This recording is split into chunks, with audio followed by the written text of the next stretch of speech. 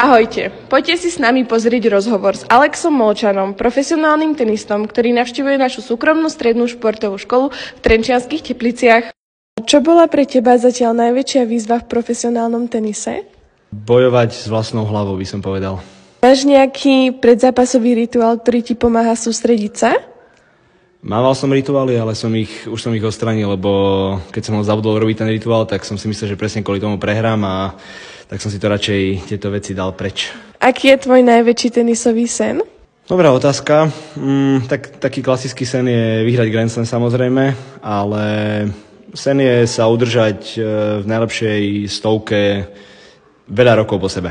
Aký bol tvoj najzabavnejší alebo najbizarnejší zážitok z turnaja? Asi ich je veľa, ale teraz ma asi nenapadne nič. Keď ma nepustili s raketami na palubu a vlastne som stratil tým pádom rakety, lebo ani neprišli. Dal som, proste rakety. Ktorého hráča si vážiš najviac a prečo? Najviac si asi vážim Djokoviča a Nadala.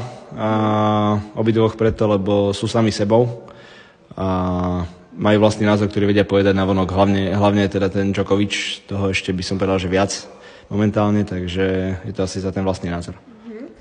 Čo by si poradil mladým tenistom, ktorí sa chcú presadiť v profi svete? Musia trénovať, nemali by to ani flákať a proste byť zodpovedný a nesnažiť sa robiť veci, ktoré by mohli nejak uškodiť, v zmysle alkohol nejaký a zábava. A posledná otázka, ak by si mohol niečo zmeniť v slovenskom tenise, čo by to bolo?